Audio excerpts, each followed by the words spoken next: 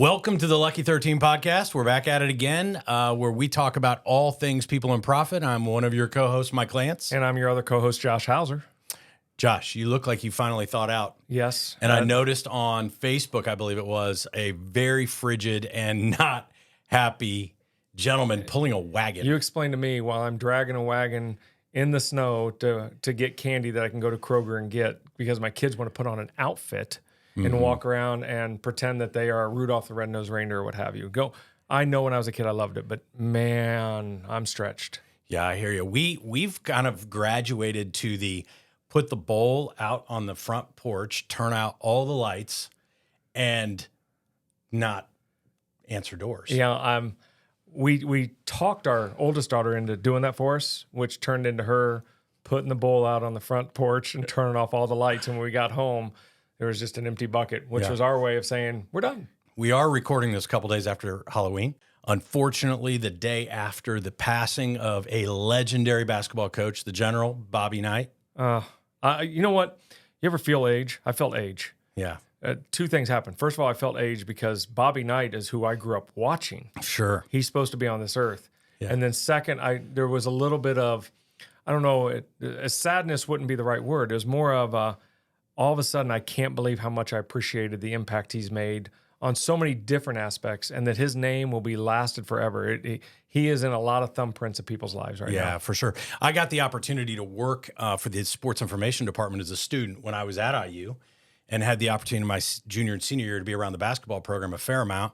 And, a lot of people see all the negative stuff that happened with him, but I got the opportunity, as many did, to just kind of see the real caring heart from him as well. He was quite a man. You don't have that kind of success just because you're a savant on the court. Yeah. You have something special going on behind the court. And whether it's just being firm accountability or just a different kind of love that isn't shown publicly, there's a reason why you don't win 3 national championships just by being the people that, I'll just say, that portray him as the tough guy. There has to be another side. Yeah, for sure.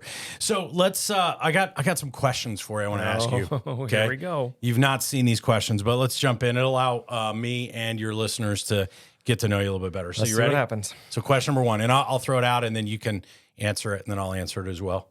So this was asked of me. I'm doing a speaking engagement in a couple of weeks and the promoters of it said, what is your walk-up music? What's your walk-up music? Oh, wow. My go-to music is It Takes Two by Rob Bass. Okay. Number 1, it was my favorite song when I was a kid. You know, that has the who and the ha sound in it, and I actually memorized the rhyme. But it really leans into the collaboration that I look for. Whether I'm speaking or working with anybody else, it can't be done by myself. If I want to go far, let's go together, which is where that comes from. Secretly, anything Pirates of the Caribbean. And I got a little bit of geek in me in that, but that's the reality. Captain Jack Sparrow, I love him all day. You got to regurgitate. What are you going to do in 2 weeks? Yeah, mine was Thunderstruck by AC/DC. Oh. For whatever reason, that thing just gets me fired up. I've been listening to that song ever since it came out. I was listening to it on the way over here just to kind of get in the mood. Yeah, I was wondering why you were doing the little head thing out in the parking lot with the little guitar. Got it. Okay, next question. Halloween theme. What is your favorite Halloween candy? Like, what's the candy that you take your parent tax in from your kids' candy? Man, that's so unfair. I think it varies. I think I'm going through some taste bud changes. I had a fixin' for some Heath bars. I never would buy a Heath bar anywhere, but you'd find the little ones. For some reason, those little Snickers have been calling me this year. I'm having problems. Yeah. So yeah, how about you? I've always been the Reese's peanut butter, whatever. I love that. You know, those are great. But this year, I started eating again the Whoppers, the malted milk ball things. My dad used to love those things, and he'd take them out of all my. But I had a couple of them the other night. They were pretty good. In all fairness, that is, and we don't cuss on this, but it's baby poo. Let's just call it what it is. That's between that and Milky Ways, can't do it. Okay, so this one will get you a little vulnerable. What is the biggest trouble you ever got into as a kid? I got into a lot. I got spanked in kindergarten, first grade, second grade, and third grade. Didn't tell my parents about one of the second grade spankings at school. And that's the biggest trouble that I can remember is not that I got spanked. It's that I didn't tell them. And they were all in my mind, and I probably could still justify valid reasons. I could not validate why I didn't tell mom and dad that I got spanked at school again. So yeah, I had some problems. I was a redhead. I sat by the teacher. My name was always on the board. I was special. Yeah. How about you? Third grade, I went to Allisonville Elementary School right around the corner from here. Mrs. Harvey in the 3rd grade. I was out on recess. I hadn't done some work that I was supposed to do, but I came out on recess anyway. She sent me back in and told me to go to the principal's office. I didn't go. I hung out in the bathroom for an hour. Hung out in the bathroom for an hour. Then I went back and I told her I went, and she asked me what Mrs. Wright, our principal, said. And I made something up that I thought the principal would say because I was on a first name basis with the principal. And then I went home and didn't tell my parents, not realizing that Mrs. Harvey had already called my parents. So that was a long couple of days. Cost me about 4 baseball games too, because I got grounded from playing baseball. Games? Yeah. How about that? My parents had the paddle that hung above my pillow. Yeah. Like I walked in, I could see it. My Uncle Russ was so kind to make it and put holes in it so it would go through the air faster. So, I'm actually feeling the tingling thinking about that right now. Favorite vacation spot? Oh, man. We used to be Disney. I'm not going to lie. 19 Disneys in a row because we love standing in line on the sun. But we've actually gradually moved, and I'm using theme parks because of all the kids we have. We've become Dollywood enthusiasts here recently. My gosh. It's everything about hiking and everything in the Gatlinburg, Pigeon Forge area, but Dollywood seems to fit the family, and I can tolerate it. So I'm going to go that direction. How about you? Grand Cayman without the kids. See, there's a little bit just leave it different. there. I don't even know what that means. Okay. I don't know what that means. I do have a daughter that babysits. So if you ever want to take a vacation, Hey, you can. Well, you got plenty of them. We just moved our last 5-year-old ever out of our house this year. She's now 6. That's 24 years of having a 5-year-old in our house, and this is the first year we haven't. That's insane. Yeah. All right, last question will be an easy one, I think. I don't know, but IU or Purdue? I know, you didn't go to either one, but where are the loyalties? Yeah, the whole family's Purdue grads. I grew up. I wore 22 as my college number, and that was based off my grandfather's racing number and this guy named Joe Barry Carroll, which probably answers that question. That I grew up a Boilermaker fan. Yeah. There's a little bit with Braden Smith and Dylan Thieneman playing there that's drawn me back as well. So it's kind of fun to watch some locals. Well, do you remember back when you used to go buy socks and they used to sell them like at Sears in the bag, and you had like 6 pairs and they all had the stripes at the top? Of course, they were tube socks. So my mom would take me to the Castleton Square Mall here in Indiana, and she'd buy those. And when I'd get home, my dad would go, "Did you buy socks?" I'm like, "Yeah." He'd go, "Give me the bag." And he'd pull the ones with the black and gold stripes out, and he'd use those to shine his shoes. Oh, we were not allowed to wear the colors of black and gold. It was like that. My mom and dad met at IU. I applied to one school. I was raised a Indiana guy. Wow. So I could have gone to any school Is I there wanted to as animosity long with as it Purdue? wasn't Purdue. Animosity? Oh, yeah. Good. Yeah, I've grown out of it, but my dad doesn't even like the word uttered in our household. Wow. So wow. There it is. I am more agnostic. End of the day, I got to lean to Joe Barry. Understood. All right, let's dig into it. So I had the opportunity, I know you couldn't make it, but I had the opportunity at the invite of one of our clients to go hear Patrick Lencioni. Is that how you say his name? Yeah, it is how you say his name. I've been messing that up. Patrick Lencioni speak at a YPO event here last week. And man, I'm just a disciple of all of his work. He's just got so much stuff. You're an EOS implementer, and I know Gino Wickman has compiled this amazing system. Correct. And he borrowed from a lot of thought leaders, one of them being Patrick Lencioni. And he talked about 2 requirements for business success. And one is to be smart. And smart is, I know how to do the work. Oh, of course. But then he's emphasized, and his whole presentation was really about how to be a healthy organization, which is really the multiplier of talent, is to be this healthy organization. And he talked about, to be healthy, you have to have minimal politics, minimal confusion, high morale, high productivity, and low turnover amongst really good people. And so then he went on to talk about the 4 disciplines of healthy organizations. All right, feed him. I want to hear him. So we'll talk about those 4 disciplines, but there's one area that I want to spend a lot of time talking about, and I want you to carry the day on some of this because it really is EOS-ish. So number 1 is to build a cohesive leadership team, and that's for a whole nother kind of episode, right? That's a big deal. Because there's a lot in that. The second, and this is the one we're going to drill down on in a minute, is to create organizational clarity. And he has 6 questions, and I'm going to go through those. Okay. And you can translate those for me. Number 3 is to over-communicate the clarity. So once the clarity is created, he talked about it as everybody being the CRO on the management team, the chief reminder officer. Oh, I like that. That's keep reminding people. And then finally is to reinforce the clarity. So in every human system that the organization has, being intentional about driving in your organizational clarity. Right? Doesn't it make you mad when somebody just says it so clearly? Oh my gosh. It's simple. Like, I mean, it's so simple. When you hear him talk about it, it's like, okay, this makes so much sense, right?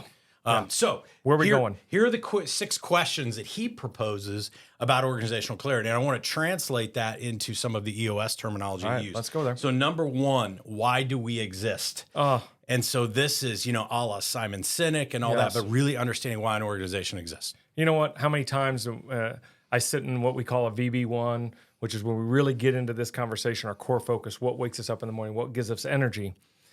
And the answer becomes some sort of monetary conversation, and it doesn't get to that true what wakes you up. I always ask, if somebody asked you what you did for a living and you give them a title and a company, I don't think you know why you're there. Yeah. And so I think he's nailed it that, I wrote myself a personal mission statement. I remind myself of that. And that's only because I listen to other people who I look up to.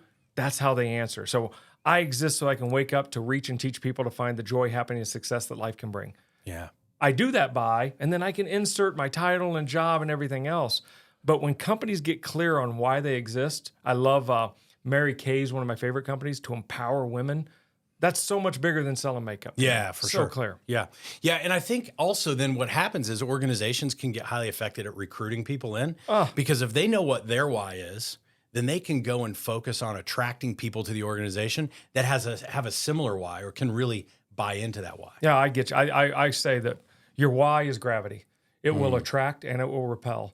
But if you can't clearly articulate it, you're going to get stuck with whatever asteroid hits your planet. Yeah, Does that make sense? So you got to think about that why and then articulate it and then live it. And sometimes that's just powerful words saying this.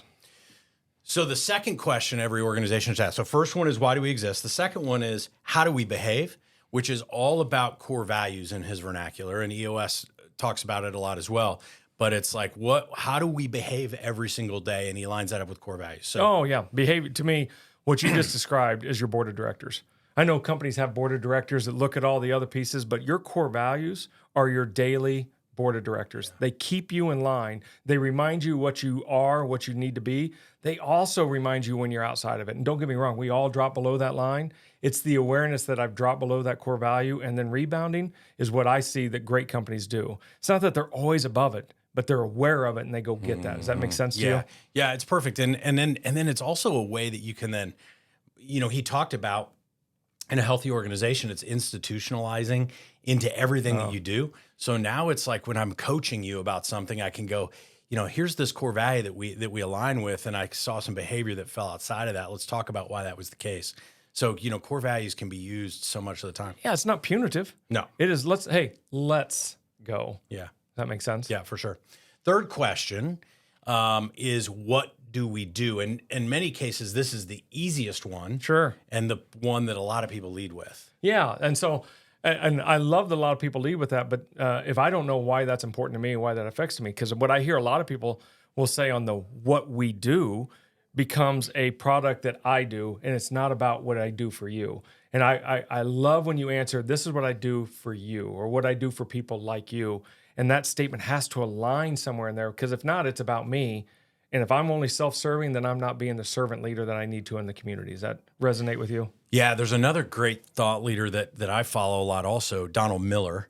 Okay, he wrote a book called Story Brand. Oh, yeah. Okay, Of course, I love Story Brand. And one of the things he talks a lot about is really identifying in your what you do, what's the problem that you solve. Correct. Right? Absolutely. So what's the problem that Invest solves? You know what? Well, we solve the problem that the lack of financial organization and understanding how money can work for you is not being taught anywhere in society, and we live in this shame and this hidden side of what we do with money. Mm-hmm. And whether we like it or not, money's not that important, but it's right up there with air. It's hard to live without. But I don't know what to do with it. It's like, I don't know how to fix a carburetor, but I'll go to Penske all day long and get that done. When it comes to money, we want to unlock that fact that making money work for you is not as complicated as it can, and that's what we do for you. We teach your money that's just a binary object that is going to serve your why that we talked about earlier. So in many cases, you're an education company. Educate, guide, and counsel all day long, twice on Sunday. Yeah. And so that probably resonates a lot. Like we could go and throw a pebble of where we are right now inside the Invest office and hit other firms that help people invest their money, right? Correct. Oh, all day long. But what differentiates you is you're going to educate them first, and there's a lot of other organizations that do that. Let's go side by side. Look, at the end of the day, it's their pen, it's their journey. We just want to sit side by side with them and help them make the decisions that are aligned with their why, and also help them with that education side that you mentioned earlier. Yeah. So next question, how will we succeed? And where we unpacked this a little bit was like, what are the strategic differences that we have as an organization that maybe others don't?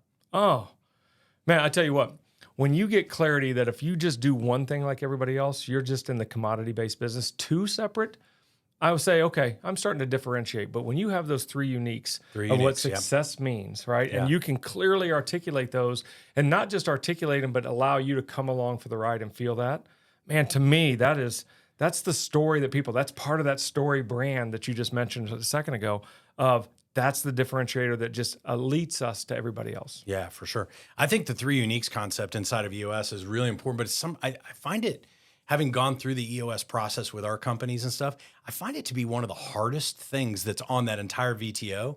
And sometimes people skip. But what really, it's kind of like having to be really brutally honest with yourself and really understanding why you're different than others. Yeah, I always ask, I ask our companies, if I left here today and I met this guy named Mike Lantz, and we're doing a podcast, and he said, hey, who were you with yesterday? And I said, I was with ABC Widgets. And he said, well, tell me about them.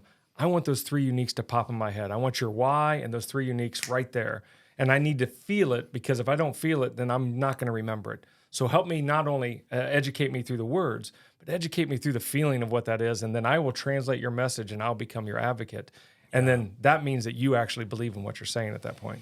You know, it just strikes me totally aside. You know, I'm like, oh, look, a squirrel, you know, all the time. You're kind of a similar way. Never heard of that. But it kind of strikes me too, as I've been talking to more and more people about who might be out of work or you know, they've been laid off or something like that, to really being able to identify, you know, whether you're a student, whether you're out of work, whether you're an athlete, whatever, what makes you unique? What are the three uniques that are different than all these other people? And I think that can really set yourself can you imagine apart. just walking in? I want you to meet Johnny, or I always use Joni and Chachi if you don't mind. And here's why: X, Y, and Z. Those three things together make them different than anybody else you're going to talk to or you're going to read about a resume. And I can speak to it because I've actually experienced it. Yeah. So going back through question number 1, why do we exist? Got it. Number 2, how do we behave? Number 3, what do we do? Number 4, how will we succeed? Number 5, and this is a good one. And for guys like you and I, who I think about things in a similar way, this can sometimes be hard for us. What is important right now? I'm always thinking a year ahead. I'm always thinking about what's the next cool idea, that sort of thing. But what is important to our organization right now? Wow. Man, can I phone a friend and think about this? You go first on this one for me? Yeah. Because I'm searching a second. So bring me here. I think EOS does this incredibly well, because EOS forces you to think in 90-day increments. Correct. It might ask you, what are you gonna do 3 years from now? Or what results do you want to have 3 years from now? But it boils it all down to, what are you gonna do in the next 90 days?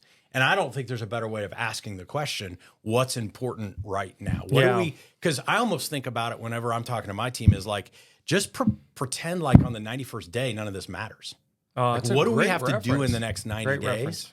Because the 91st day, if we don't execute on what we need, the 91st day may never come. Yeah, where you were taking me was, I was in this, if everything's important, nothing's important. Yeah. Can we qualify that? Which was what, obviously, in the EOS world, we call rocks. Yeah. And let's dial that down. I think about when you had that conversation with me, and you were elaborating on that 90-day world, as oftentimes those shiny things, those squirrel things, man, that looks sexy and awesome all at the same time. But the reality is, when you and your team, or you as a person individually in your entrepreneurship, or with anybody you're working with, can dial in, if we just did this, as my good friend Brian Neal says, if we just did this, move this one domino. Gino Wickman says, if you just did this one thing, simplifying it down to that one statement, that will cause the chain reaction where we're going. What a great conversation to have. What's the one thing we need to do right now to get everything else in motion? Yeah. There's a military phrase, or a Marine phrase that often uses, just work the problem. Correct. And so many times I use this with our kids all the time. They might, when they were younger, they'd call up and I don't know what to do. And I'm like, work the problem. What's the one thing you can do right now that will help you take one step forward in solving this? So we use that phrase a lot around my family and around our business. Let's just work the problem. and that really focuses you on what's important right now. Yeah, because the solution's not really where the success is. Yeah. Working the problem and who you become when you work that problem and the discovery you have of how you can overcome something to that venture. To me, that's the joy. That's the success. Yeah. The outcome is going to be the outcome because I'll make that happen. Sure. All right, last question, and I know you love this one. It's who's going to do what? Now we've decided, okay, this is what's important right now. The next thing is who's going to do what. And we'll do another podcast on the full accountability chart and how you look at that. But I know that's probably where you're going to go. You know what? To me, the accountability chart is one of the very first things we do, and I love that you called it the accountability chart. Not a hierarchy, not a reporting mechanism. It's accountability, and it's that I'm going to be responsible for these 5 things at an elite function, and you can trust me on that. You and I sat in stands, boiling, watching kids get moved into the right spot. Right, which is essentially football is the microcosm of the accountability chart. Yeah. I'd love for you to play quarterback, but you're going to be a better tight end. I know you'd like to play left guard, but I need you at center today. Yeah. And it's because it's the right thing for the greater good of the organization. And when you dial that in, oh my gosh, then everybody knows not only what they're doing, but why it's important to the rest of the team. Yeah, and so we know in the org chart what needs to be done. Correct. But then what's the other part of the accountability chart? It's really how we can evaluate, right? Correct. What do we expect? And those all have to really play back to what's important right now. Exactly. Right? It all comes. It's so simple, and we make it so complex. I love that one of the 5 leadership abilities that we really lean on, is number one we lean on, is just simplify. If I can't dumb it down to a Monticello kid and understand what it means, how in the heck can I translate it to 83 other individuals in our organization? Yeah. So as we wrap up here, we always know that we want to make it relatable to people so that they can really, they can take something away and go do something with it. I would just encourage business owners that if you haven't in some form or format answered these 6 questions, we've got the organizational clarity stuff. Correct. We got EOS, all that, but in some form or format answering, why do you exist as an organization? How do you behave? What do you do? How will you succeed? What is most important right now, next 90 days, and who's going to do what in your organization? I think if you can get clear, and these aren't like paragraphs of answers, it's 1 or 2 or 3 sentences, very clear around those 6 questions, and then you start implementing that, I think organizations will get better. And to that point, if I can take one more step, this isn't a one and done. No. You should be asking yourself this on a monthly. You should intentionally set a cadence to go back and answer these 6 questions again, because life changes and evolves. And if you're not clear on where that is, how is the rest of the organization or those around you clear? And just taking that, what we call a clarity break, just taking those 6 questions and just purposely, intentionally, if I can use your word, answering those, I'm talking about a different kinds of clarity, what I love to call crystallization. It starts to crystallize and harden, and now nobody can penetrate that. Yeah, for sure. So I love listening to podcasts. Hopefully, did you listen to our first 2 episodes? I won't, because my wife says you have a silky smooth voice, and I sound like a Muppet character, which kind of sucks. It's hard to listen to that stuff back, so I haven't listened to it, but I listen to other people's podcasts, and one of the ones I would recommend to all of our listeners, Patrick Lencioni's, it's called At the Table. At the Table. Gets released once a week. It's about 30 minutes long. He's got some of his coworkers in it. It's absolutely phenomenal. If you haven't heard of Lencioni, your head's probably in the sand if you're a business owner. Correct. But I highly recommend you connect with him. So, all right, that's a wrap.